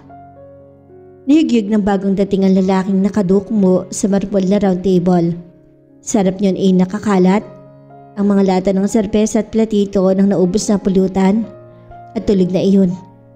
Inulit ang pagyugyog pero umungo lamang si Manny. Ang 6 na lata ay may sapat na ring alkohol upang matangay ito sa daigdig ng mga panaginip. Tinangka niyang angatin ng lasing at sa pagkabigla nito'y tumayo ito. Pero nakapikit pa rin, tulog pa rin. Nang alalayan para lumakad ay nakaladkad naman at uungol-ungol. Ganyan sige, lakad ka lang. Konti na lang, sige lakad pa. Sa ibaba ang mga bagong dating ay nagkakaingay na rin. Halos magkasunod lamang ang dalawang sasakyan at kundi diretso agad sa itaas sa mga iyon. Tsak na nag-abot silang lahat. Pero naipasok na sa kwarto si Manny at naihiga na sa malaking waterbed. Saka isa-isang hinubad ang soplot bago niligan ng pulbos ang buong katawan sa kasiluutan ng pajama. Ang bagong dating idumiretso sa sariling banyo sa loob ng kwarto at nag-shower ng buong katawan at lumabas nang wala ni isa mang saplot. Nasa ganong ayos iyon habang naghahanap ng negligee sa cabinet. Nang masiyaan sa suot ay nahiga na ito sa tabi ni Manny matapos buksan ng aircon at ang gabing laging may kinukubling lihim ay muling nahimbing. Umaga, ang puyat na araw ay naghihikab pa, dahan-dahang sumusungaw sa maitim na ulap kahit ang sinag ay iinat-inat din kung pumasok sa sibang na bintana ng isang bahay. Pero napapagod din sa pagtulog ang katawan kahit nag-iinat na bumangon ang nagmistulang patay ng nakaraang gabi. Gaya ni Doris. Myra, nasan kayang daddy mo? Hindi ata natulog dito. Ha? Nihigyug ng ina ang napuyat na anak na nakayaka pa sa malaking unan. Bakit ho ba? Ang daddy mo? Ipinilig ang ulong bumangon si Myra at tinungo ang banyo sa kanagilamos at nagmumog bago muling lumipat sa ina. Ngayon ulitin niyo mula sa simula. Pero hindi natawa man na pa ay buong kaseryosohang inulit nga ang pangyayari hindi natulog sa kwarto ang asawa. Kaya pala nag-iisa ka dito kaya tumabi na ako sa'yo. Di ba dapat sa kwarto ako ni Ate Lily? Hindi na sumagot si Aling Doris. Nagmamadali yung lumabas ang silid at naghanap ng mapagtatanungan. Palinga-linga ito na makita sa veranda si Lily na nagkakape. Inabot ni Myra na nag-uusap na ang dalawa. Hindi tumabi sa'yo si Daddy? Saan ba maaring matulog yun? Nag-isip si Lily. Kanina, puno ng basyong lata ng serbesa ang mesa. Pero hindi naman maaaring. Baka sa silid ni Mama. Pero wala pa si Mama. Sa silid ni Susan? Anong gagawin niya doon? Nagpauna na si Lily at sumunod ng mag-ina. Sa harap ng pintuan ng seradura, sumunod iyon at bumukas. Hindi mapaniwalaan ni Aling Doris ang nakita. Tulog na tulog pa ang kanyang hinahanap na asawa na nakayakap sa tulog na tulog ring si Susan na nakanekliche lamang na ni walang panloob na anuman. Napahawak si Aling Doris sa anak at naramdaman ni Myra ang nauupos na lakas niyon. Mami, relax. Relax? Paano ako makaka-relax sa nakita ko? Ako ang gigising? Kayo ba ang asawa? Hindi ba? Si Lily matamang nakatitig sa dalawang tulog. Bumubulong iyon. Paano kaya nakita ang dalawang to? Nakakuha ng lakas ang loob at lumapit si Aling Doris sa natutulog at niyugyog sa mukha si Manny na may kasamang kurot sa tenga. Aray ko, ano ba? At napaigtad ang tulog. Bakit ka ba nangungurot? Hindi pa niyo napapansin ang katabi basta't inis na nakatingin sa asawang nakalikip-kip. Tingnan mo nga ang ginawa mo. Anong... At nakita nga dito ang katabi. Ang kahobdan niyon at biglang napalok sa ito at hindi makapaniwala. Baka naman magkakaila ka pa. Testigo na ang dalawa mong anak. Pero hindi ko alam yan. Basta ang huli ko natatandaan, umiinom ako ng serbesa sa veranda at nakatitig ako sa mga bituin sa langit. Tinitingnan, baka naman binubusisi ang pinto ng langit ha. Nakakaya sa anak mo, kitang-kitang pagkaunggoy mo. Teka, huy, ano ka ba? Panay ang ilag ni Manny sa pananalaki ng mga daliri ng asawa. At noon nagising si Susan at hindi man lamang ito gumawa ng paraan para ikubli ang katawan sa mga kaharap. Hi Doris, yan ba anak mo kay Manny? Ako po si Myra, Tita Susan. Agaw ni Myra na makitang galit ang kanyang ina. Wow! Tita Susan ha? Pero I like that. Sige, call me Tita Susan. Noong nagsalita ang hindi na nakatiis na si Doris. Susan, imbitasyon lamang ang tinanggap namin mula sa iyo. Mag-uusap daw, magpapakilala sa isa't isa. Hindi sa ganitong akto ko iniisip na mangyayari ang lahat. Una naging akin si Manny. Alam mo yan, Doris. Alam mong mahal na mahal niya ako. Noon at hanggang ngayon. Base sa nakita mo pero walang problema. Hindi naman ako naghahabolit, hindi ko naman balak pa sa akin ang inyong buhay o ang inyong tahanan.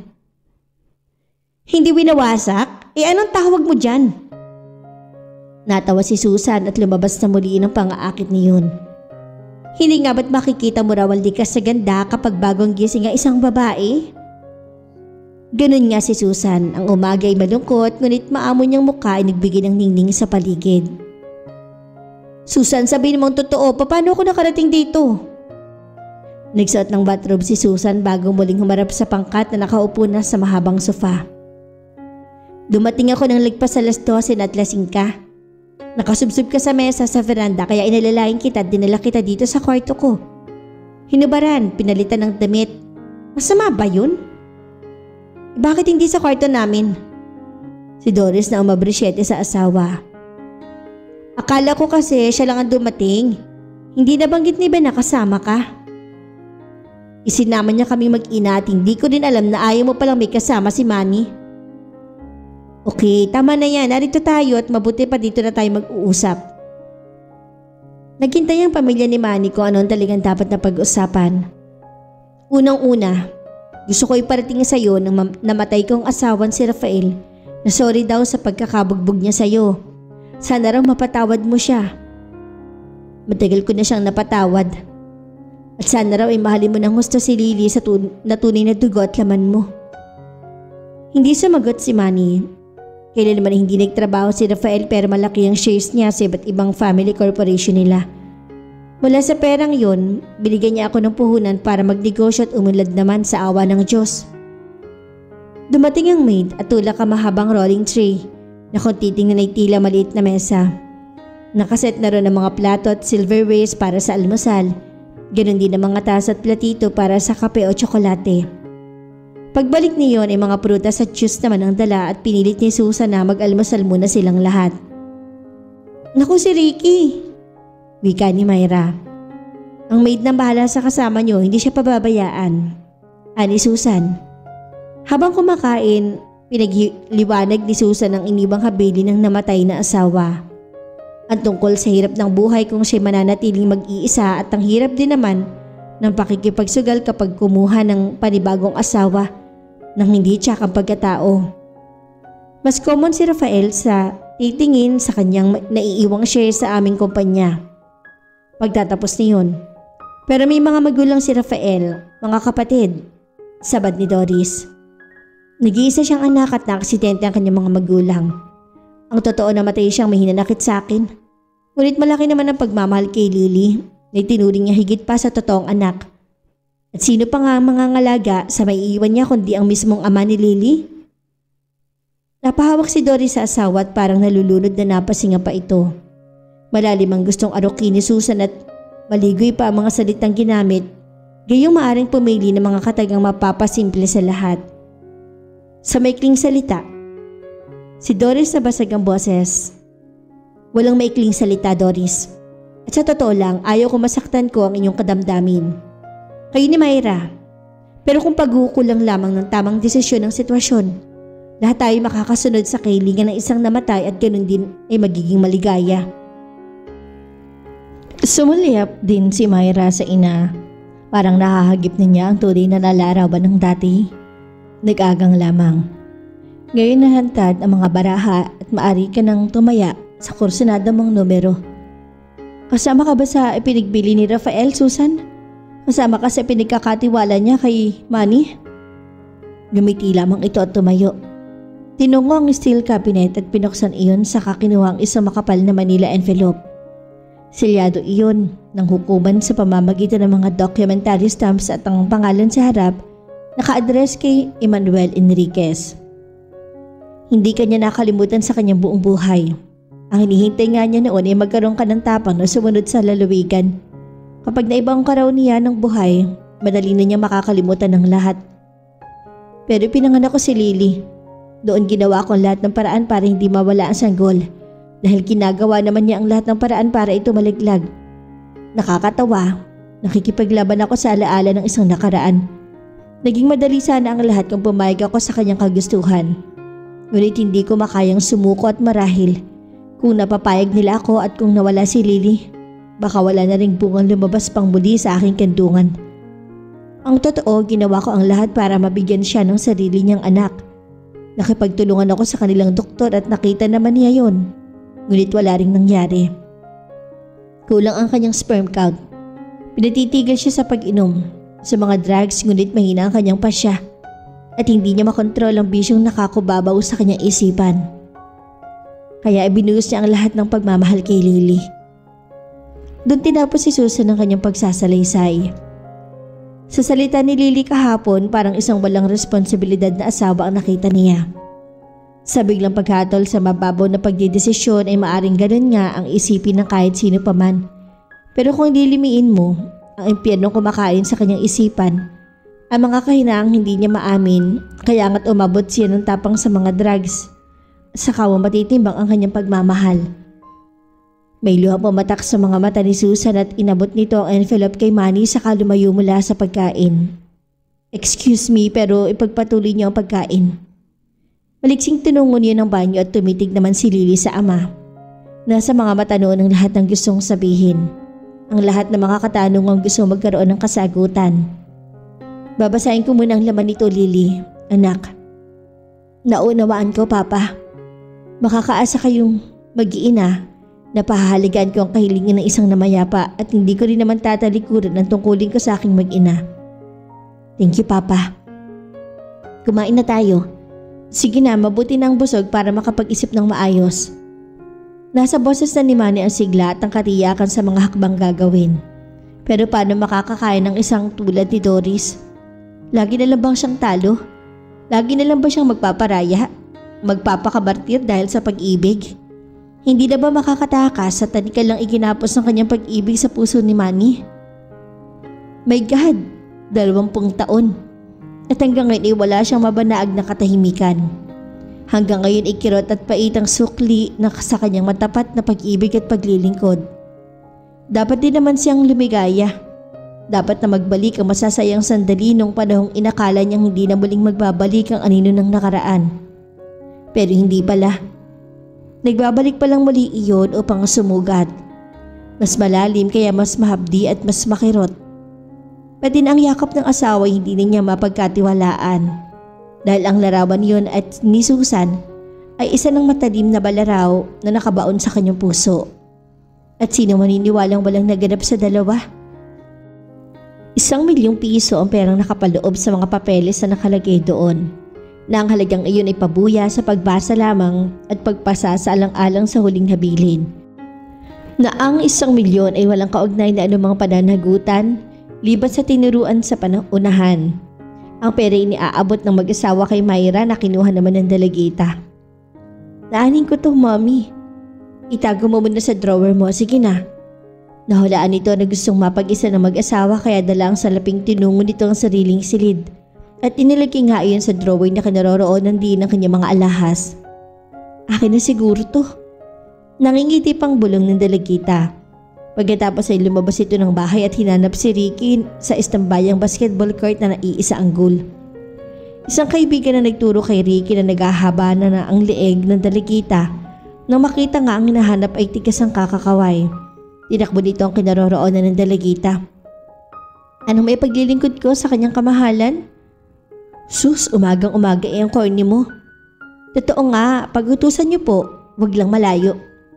Humagikik si Myra saka tinampal sa braso ang nobyo. Ibubloat kita, kaya hinanap. Yun ay kung gusto mo lang. At bakit ko naman tatanggihan? Tanga na ba ako? Malay ko, alam ko naman nung makasayaw mo si ate. Foul na yan, Myra. Nakita mo nangyari. Humagikik na muli ang dalagita. Biro lang po. Sige na, seriously speaking, anong oras pang blowout at saan at magkano ang limit? Bakit ang dami mo pang tanong? Syempre kung sky is the limit, iisipin ko kung saan tayo dapat pumunta. Kung mag-i-steak tayo sa Pinggoy o kung magpapakasawa sa seafood sa palaisdaan o magpapakasawa sa pizza. Ang galing mo. Kaya nga ako nagustuhan mo eh. O ano-alin sa mga sinabi ko. Kahit alin at kahit ilan, sky is the limit. Ha? Tumama ba kayo sa wedding o sa loto? Legal na legal ang last will ng testament na to, Manny. Doris, pero ang totoo, first time ko palang nakakita ng ganitong huling habilin. Weird at unique na unique. Isinara ng abogado ang envelope matapos ibalik doon ang lahat ng laman. Kumuha iyon ng gahayang tuturong tabako sa kanagsindi ng isa matapos alukin si Manny at tanggihan iyon. Nakapagitna ako sa nag-uumpugang bato, hindi ba, attorney? Tumawa naman ang abogado at sinulyapan si Doris saka nagbiro. Yan naman ang 2 bato na kahit madurog ako ay arikladong-ariklado. Tulad ng inaasahan nito, nag-react kaagad si Doris. Si attorney, malaking problema nga to eh. Dinadaan pa sa biro. Kaya nga kami nagpunta rito para makahingi ng opinyong legal. Bunton ka agad ni Manny. Nagbuga muna ng sunod-sunod na usak ang abogado at napuno ng ibang amoy ang tabako. Ang bupit niyon. Matamis-tamis na mabango na salip na iwaksin nito ang tabako ay mamahalin mo pa. Okay, let me put this in a simpler terms, ha? Ang gusto nang namatay ay tulungan mo ang misis niya sa pamamalakad sa kanilang kumpanya at gusto niyang mahalin mo tulad ng unang pagmamahal na ipadama mo na dati ang kanyang naiwang asawa. At ganoon din ang inari niyang anak na si Lily na tunay mong anak. Ibigay mo ang pagmamahal ng isang tunay na ama na matagal mong ipinagkait sa kanya. Mula sa kanyang share na nagkakahalaga ng 100,000,000 piso pati na ang mga investment niya sa iba't ibang korporasyon, magkakaroon ka ng 50% share sa lahat ng kikitain niyon. Ang matitira ay mapupunta sa kanyang inuring tunay na anak kay Lily. Pagdating ng takdang panahon na ang desisyon ay magmumula sa korte, ang lahat ng perang naiwan ng yumao ay mapupuntang lahat sa iyong pangalan at magagamit mo ang kalahati ayon sa iyong kagustuhan. Ngunit ang matitirang kalahati ay otomatikong paghahatian ng mag-ina, ni Susan at ni Lily. Kung tatanggihan mo ang kahilingang ito, ang lahat ng maiiwan niyang ari-arian ay hahatiin sa mga bahay ampunang binabanggit sa testamento. Napapuntong hininga si Manny. Ang 100 milyon sa madaling salita ay paghahatian ng 2 niyang anak mula sa 2 babaeng pareho niyang minahal. At kung hindi niya mamahalin si Susan, mawawala ang 50 milyon para sa 2 talagitang tiyak ang sisisihin habang buhay. Pero madaling mahalin si Susan dahil dati na niya itong minahal. Kaya lang, paano naman si Doris? Paano ang kanilang pag-ibig? Wow, heavy talagang story, no? Anong desisyon ni Mang Manny? Nag-iisip pa yata. Ayaw ko nga mag-comment dahil pag bisala ako, masaktan naman si Mommy, hindi ba? Nasa parehasdahan lang ang dalawa. Sina Ricky at Myra na binubuo nila ang pesang dalaga na hidilaw na dilaw at ang sabaw sa katabaan. Nabingwit pa yun mismo ni Ricky sa mismong palaisdaan na nasa dulo ng restaurant. At yun nga ang kanilang pinaluto. Bukod pa ang malaking plapla na kanilang pinaihaw. Magiging milyonaryo ka pala kung sakali. Di alang-alangan na ako sa iyo niyan. Palagi ko magiging kadate mo na palagi si Patrick Salcedo, no? Ricky ha? Hampasin kita nitong plapla. Hawak niyan sa may buntot ang malaking isda. Ibaba mo yan, ano ka ba? Nagbibiro lang eh. Ikaw nga eh. Pinag-aanuhan mo yung ano mo sa ano ng ate ko eh. Matagal-tagal din bago na himasmasan ang dalagita ngunit nang mapaglima ang ginawa, yun din ang humingi ng paumanhin. Ikaw naman kasi, basta walang pikunan ha. Bexman, hindi na. Talagang promise yan. Totoo yan. Sumumpa si Ricky. At wag mong mababanggit ang tungkol sa mga milyon ha. Baka makidnap pa ako. Nagkatawanan ng dalawa at tuloy ng naburang tensyon sa mga murang puso. Ilang saglit pa sa harap ng kalahating langka na makapal at masabaw ang kalong na wala na ang anumang problema. Ang kanyang ama na ang bahala sa problemang iyon. Ang kanyang ama na rin naman ang siyang magpapasya.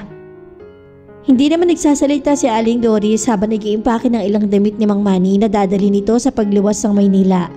Para to pa rin ang kahilingan ng namatay. Kagabi pa nila napag-usapan ng lahat. Kagabi, mabigat man sa loob ay ibinigay niya na ang kanyang bendisyon sa asawa para gawin yan ang kanyang katungkulan. Pero iba ang kagabi at iba ang actual na paglayo. Lalo na ang katotohanan ng isishare mo sa ibang katawan at kaluluwang kay tagal mo ng inalagaan. Iniwas sa sakit sa lahat ng bisyo. Sabi nga may katumbas na halaga ang bawat tao. Ang para sa kanya ay ang kaligayahan ng kaisa-isang anak kapalit ng kanyang asawa. Aalis na ako. Diyos ko, Manny. At sinundan ng pagkikbi. Hinanap ni Manny ang labi ng asawang agad na tumanggap sa inaalok na pagnanasa. Binuksan ito ang sarili para sa huling pagkakataon ay maiwan sa gunita ang alaala ng sandaling yun. Baka tanghaliin ka. Umaga man o hapon o gabi, pareho lang yun. Nag-aapura rin sa paghuhubad si Manny pero mas mabilis na nahubad ang duster. Saka nagkatagpo ang dalawang kaluluwang hindi naman na pamamaalam ang gustong ipahatid sa bawat isa, kung di patunay na walang kapantay na pagmamahal. Sa karoon ng pagkakataon sa loob ng 20 taon, ang lahat ng kinikim-kim na pagpipigil ay binulalas na ni Doris. Ang mga kabustusan na nagiging sagwil para marating nila ang higit pa sa luwalhati ng langit ay isinasantabi na niyan. Kaya ang kapusukan ay bago sa karanasan ng lalaki at lalo nagpasiti sa apoy na naglalagablab ng mga sandaling iyon. Manny, huwag, hayaan mo ko. Hayaan mong maging alipin mo ako basta huwag mong kalimutan ang mga sandaling to. Paano makakalimutan ng isang karanasang kay tagal mong inaasam hindi mo mahiling dahil sa paggalang? Napapikit si Manny at nasabunutan ng buhok ng asawang ang ginagawa'y tanda ng pagsuko na walang hanggang pagmamahal. Mahal na mahal kita, Manny. Mahal na mahal din kita, Doris. Ikaw ang buhay ko. Pero hindi ako ang langit mo. Siya ang langit mo. Upang mawala ang agam-agam, ang matagalang gustong gawin ni Manny ay muling sinubukan sa asawa. Dati sinasabunutan yun upang isubsob sa dibdib niyon. May gusto sana siyang maramdaman at may gusto siyang ipagkaloob. Pero ang isipang konserbatibo ay malaking hadlang. At ang araw na ito ang exception. Napaungol si Doris. Kakaibang daing ang bumabangon ng mga kuko niyon sa kanyang balikat, sa kanyang braso, pero ang hapdi ay baliwala kung lahat ay ahambing sa may pagkakaloob na ligaya. Manny, my God! Naramdaman niya ang sunod-sunod na pagsambulat ng sinisikil na damdaming 20 taong sinagkaan. Pagsambulat na tulad ng iisang bulkan na matagal na nanatiling tulog at ngayon biglang nagising. Nahumupa ang sigwada ng dalawang damdamin. 2 oras na pala ang mabilis na nakaraan. Tinanghali ka na tuloy. Tinutulungan ni Doris na magbihis ang asawa. Mas importante naman sa lahat ng bagay na ginawa natin. Anong nangyari sa atin at hindi ba, mahal? Napayakap si Doris sa asawa. Mahigpit na mahigpit. Hindi lang masabi na ang kahuligan niyon ay pagpapaalala na higit pa roon ay gagawin niya. Huwag lamang itong mawala sa kanyang buhay.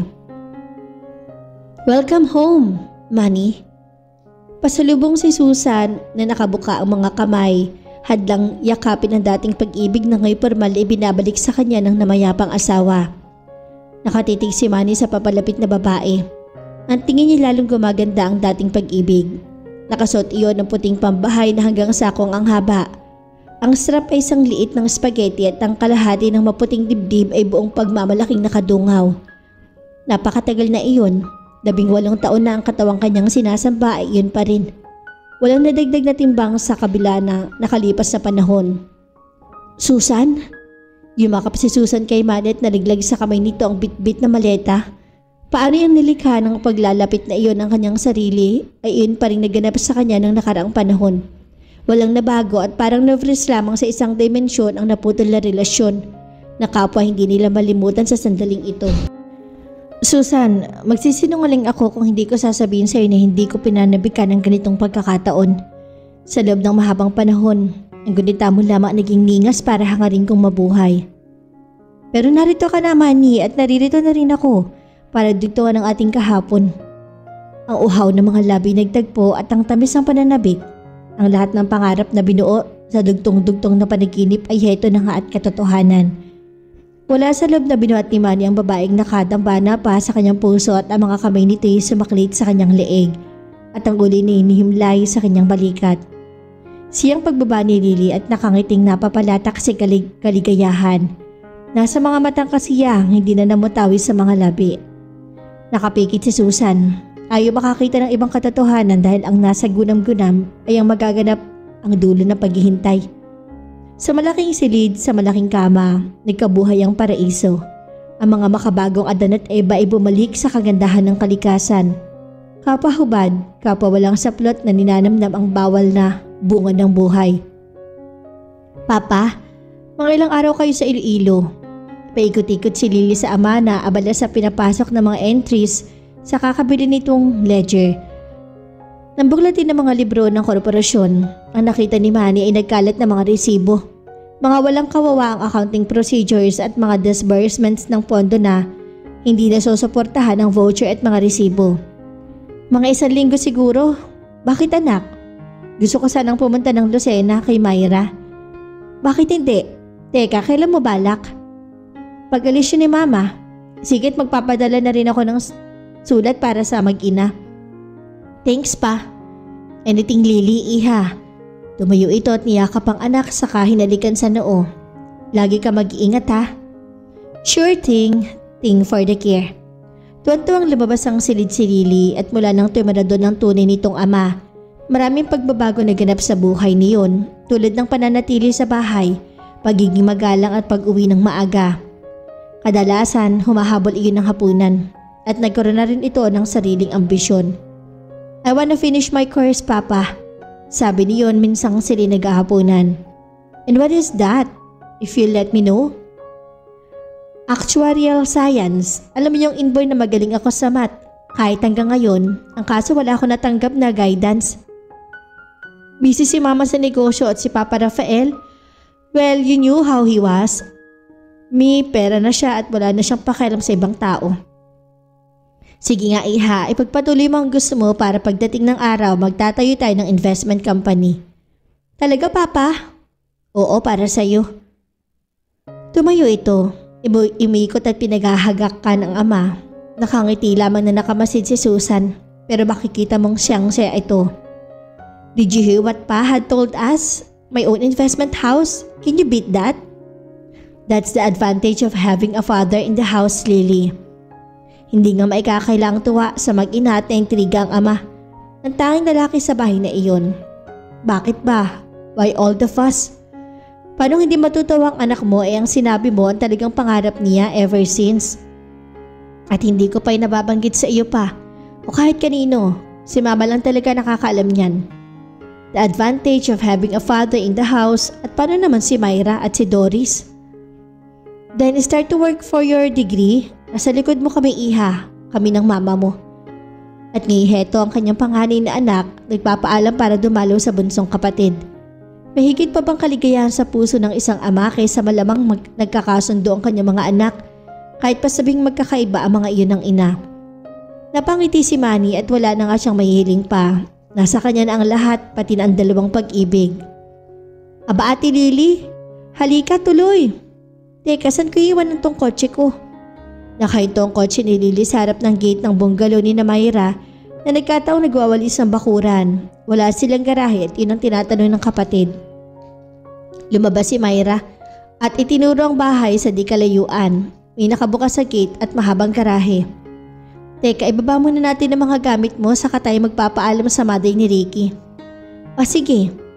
Isang katamtaman laking maleta ang ibinaba ng dalawa mula sa trunk ng kotse at nang maipasok sa bahay. Nagpauna nang nagtungo si Myra kina Ricky. Mismong si Ricky ang tumanggap sa kapatid ni Myra. O paano, iiwan ko muna ito dito ha, Ricky? Akong bahala. Hindi tumaano dito. Mamaya punta ka sa bahay at ipapasyal natin si ate. Si Myra na kumabay pa sa nobyo. Ang asawa ang unang kinumusta ni Aling Doris. Lagi po nakasubsob sa mga libro at ledger. Ang gulo daw ng mga papeles at matatagalan pa daw bago niya maayos lahat iyon. Talagang kailangan pala siya sa negosyo. Naku, opo Tita Doris. Nasa Iloilo nga sila ngayon para sa sinasabi ni Papa na coast cutting sa production ng alimango at sugpo. Bali daw kasi sobra ng 50% ng gasto sa production cost. Pero kailangan daw makita niya muna ang process. Kaya lang, pinagpipilitan ni Papa kay Mama na tama siya. Sa bagay, pag sinabi ni Daddy na tama siya, tsak na tama nga siya. Wika ni Myra na tumingin din sa kanyang ina. Well, anong una natin gagawin? Wika ni Lily. Mag-beach tayo ate, mag-overnight tayo. Dapat marami-rami para mas masaya. May barkada naman ako isama natin sila at nandyan naman din ang jeepney. Daddy, 20 ang kasya dyan saka ang kotse mo. Sige, pero dapat kasama natin si Tita Doris. Aba dapat lang, ayaw kung kayo-kayo lang ang maglalaro sa dagat. At para mga magulang ng mga kabarkada mo. Sa akala mo ba ipapayag agad ang mga yun? Naku, oo nga. E di isama din natin, may pera naman ako dito, pabaon ni Daddy. Natahimik ka mag-ina, bagamat malaki ang iniwang pera ni Mang Manny. Namimiss silang araw-araw na pagsusulit nito ng kinita sa pamamaneho. Tayabas Bay, sakop ng Barangay Gisgis sa bayan ng Sariaya ang beach resort, tila dulo ng islang nakakaungos sa malawak na dagat. Nakahani sa dalampasigan ng mga cottage na siyang inaarkila ng mga nagpupunta doon. 100 ng kabarkada lamang ang sumama ng mga magulang ay nagbilin sa mami ni Myra. Hindi na rin dinala ni Lily ang sasakyan kundi sa jeep na rin ang ama sumakay. Sa unahan katabi ang kanyang kapatid. Kung gabi, tahimik na tahimik ang tabing dagat, ang alon ay waring kamay lamang ng isang kasisilang na sanggoy. At nag-aanyaya ang tubig, ang lamig at init ay parang sadyang tinimpla upang hindi ginawin ang mga lulusong doon. Sa dalampasigan ay may malaking bonfire katabi ang ihwan na mayroong stand kung saan nakasalang ang pork at chicken barbecue at mga tender juicy hotdog. Nakasandal sa reclining chair si Lily na hindi makapaligo dahil sa buwa ng dalaw nito at para hindi mainip, tinabihan ito ni Ricky. Alam mo Ricky, bilib ako sa pagtingin mo sa kapatid ko. Mahal ko si Myra pero alam kong mga bata pa kami at marami pa siguro ang mangyayari sa aming buhay. Pero para sa akin, sigurado na ako ganun. Alam mo, nahihiya ako sa inaasal ko no sa disco. Parang inialo ko na sa iyo ang aking sarili. Naisip ko na rin yun. Siguro bunga yun ng pagre-rebelde mo sa sitwasyong kinalagyan mo. May ama ka pero may ibang pamilya at naiinggit ka sa iyong kapatid dahil siya ang pinag-uukulan ng iyong ama ng lahat ng kanyang panahon at pagmamahal. Para pasikatin si Myra, gagawa ka ng parang inaakala mong epektibo. Natawa si Lily. Ang galing mo sa psycho, paano mo na-deduce yun? Konting logic dito, logic doon, hindi ba? Siguro naisip ko naman talagang wala lang akong apil sa'yo, hindi ba? Sino ba naman lalaki ang hindi magkakagusto sa'yo? Pero nasa na ang lahat. Nag-uunahan ng mga lalaki para mapansin mo pati mga artista. At si Myra wala siyang iba, ako lang. Alam mo bang mula pagkabata, inalagaan ko na siya? Kaya paano ko masasaktan ng damdamin ng taong ako ang tagapagtanggol? May pumalakpak sa kanilang likuran at paglingon ng dalawa ay naroon si Myra na abot nga ang laki ng pagkakangiti. Ba't nanunubo ka riyan? Tanong ni Lily. Kasi duda ako sa lalaking to eh. O ngayon narinig mo na ang sinabi ko ano? Luminga muna si Myra at hinanap ang ina. Nang makitang nakatalikod iyon sa kanila ay biglang tinampian ng halik sa labi ang nabiglang nobyo. Ang sarap nun pwedeng isa pa? Yung mas matagal? Ano ka, Hilo? 10 lang yun. Kailan ang totohanan? Pagkatapos ng kasal? Malapit-lapit na, sabihin nating after 160 weeks. Ano? At kinuwentan yun sa isip ang katumbas na taon. Abay pagkatapos pa ng 5 taon yun Kung lasang gatas ngayon ang labi ko, after 5 years, lasang tsokolate na. Parang si Ate V pala no? At malakak si Ricky. Buhay na buhay. Sumiksik naman sa upuan ng kapatid si Myra at yumakap doon. Masarap palang may kapatid. At okay din ang meron kang isang tita Susan. Napahiga naman ang mag-asawang Manny at Doris pagkatapos ng mahabang kumustahan ng mga sabik na katawan. Nasa Amerika si Susan at pinafollow pa ang increase sa mga order na biglang dumating sa kanilang opisina sa Iloilo. Ang kanilang pag-iibigan ay higit na maalab kaysa sa dati. Higit na mapanuklas at higit sa lahat, walang pinipigil na emosyon at walang isinasaalang-alang na kalayaan. Ang ekspresyon ng pag-ibig ay sagrado kaya bakit magiging mahali ang tapat na pag-ibigan? Humihingal pa si Doris na nakapikit pa ang mga mata sa kasiyahan.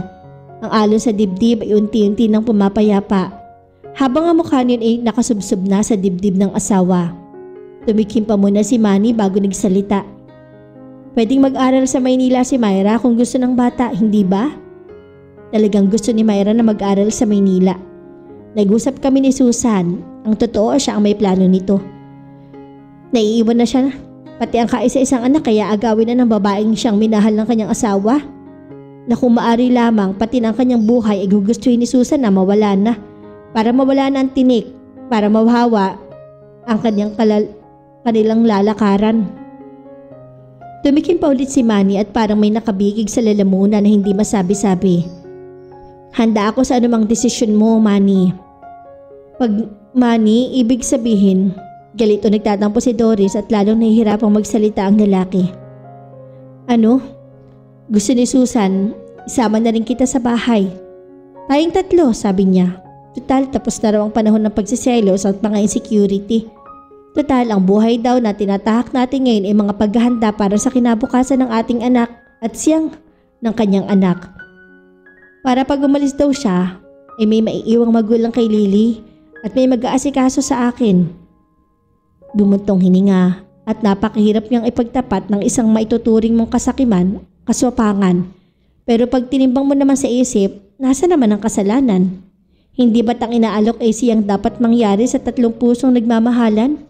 Walang pagkainggit, walang pagdududa at walang kasakiman. Anong sasabihin ni Myra? Ang arrangement ngayon ay alam ni Myra. Ang mangyayari ay magkakalapit-lapit lamang tayong lahat sa isang kapaligiran merong pagkakaunawaan at pagmamahalan. Gusto ni Doris kahit may kahati basta't abot kami niya si Manny. Kahit 2 sila basta't nakikita niya at napaglilingkuran ng minamahal. Kahit medyo hindi timbang ang pag-uukol ng pag-ibig o kahit pa isang gabi lamang sa isang linggo, sapat na ang minsan. Sister, sa wakas magkakasama na tayo sa kwarto. Ipinapaayos ko na nga eh. Talagang hindi na nakakahiya ate. Iisa ang ating ama. Pamilya tayo kaya kahit ano pa ang gawin kong pag-iisip, wala akong makitang masama.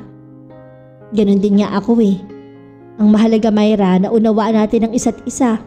Mahal natin ang isa't isa at kung may problema, daanin muna sa pag-uusap, sa pagpapaliwanag. Kung ano man ang nasa akin, pwede kong ibigay sa iyo ate. Hindi ganoon, igagalang natin ang karapatan ng bawat isa kaya nga isa lang ang kwarto natin para mahabol natin ng maraming taon na magkalayo tayo. Parang si Mami at si Tita Susan, no? At nagtawanan ng dalawa at nag-high five ng malakas. Wala ring tensyong namamagitan sa isa pang silid. Ang mga damit ni Doris ay iniayos silang dalawa ni Susan sa cabinet na inalisan ng laman. Yun ang guest room at katabi naman ang kwarto ni Susan. Ang problema mo lang kung saan ka matutulog sa gabi. Kantsaw ni Susan kay Manny. Di dadaanin ko na lang sa Toscoin. Nang maayos ang lahat, formal na kinausap ni Susan si Doris at nagpaalam. Mga 2 linggo ako sa Cotabato.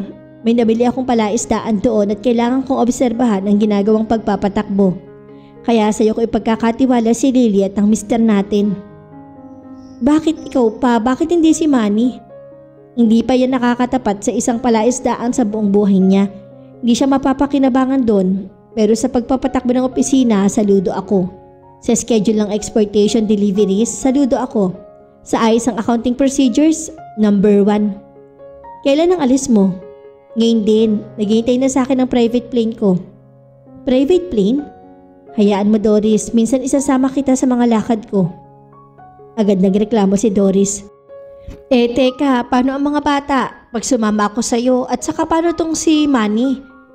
Nagkatawanan ng tatlo at hinapit ni Manny ang 2 babaeng hindi niya inaakalang ibibigay sa kanya ng langit. Hanggang sa huling sandali, sila lamang ang binigyan ng karapatan ng yumao na makapag-ukol ng huling panalangin sa kanyang bangkay. Ang tanging ibang tao lamang ay si Rikit ang burol ay ginawa sa bahay ni Susan. Pero sa labas, hindi mo iisiping may nakaburol pala doon na patay. Dahil normal ang takbo ng buhay. Labas-masok din ang dating sasakyan at naroon pa rin ng tilian ng magkakapatid.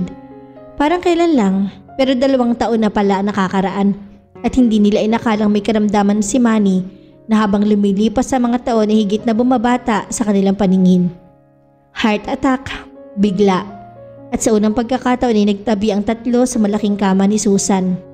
Panahon na para hanggang sa pagtulog ay magkakatabi tayo, sabi ni Manny, at hindi naman nagreklamo ang 2 babae. Hanggang pati na sa pagsasalo sa pag-ibig ay magkakasama sila, na syempre lingid sa kanilang mga anak. Siguro hindi na nga nakayanan ni Manny ang dobling langit na noon lamang nito naranasan at humihingal sa puang dibdib na bumagsak ito sa lapag. Walang may kasalanan. Pero paano kung sa isang silid nangyari ang ganun? Magkakaroon ng pagkakataong makapanisin ng isa? Hindi ba? Kaya nga't hanggat sa kamatayan ay pares na pares pa rin si Manny. Ang bangkay ay dinala sa isang cremator at ang abo ay naging bahagi sa malaking sala na nakalagay sa isang silver urn at nasa paanan ng mga santo at santa. Hanggang sa wakas, ilang patak na luha lamang ang nalaglag para dito dahil wala namang dapat ipagdamdam, walang dapat na ipagluksa sapagkat ang alaala ni Manny mananatiling buhay sa 2 niyang anak, sa 2 babaeng naging bahagi ng kanyang buhay. Hanggang wakas. At dito po nagtatapos ang kwento ng pag-ibig ni Manny, Susan at Doris. Nawa kayo nag-enjoy at na-in love. Samahan niyo po kung muli sa mga susunod pang nakaka-inspire at nakakakilig na mga kwento ng pag-ibig na aking ibabahagi. Maraming salamat po. Hanggang sa muli. God bless us all.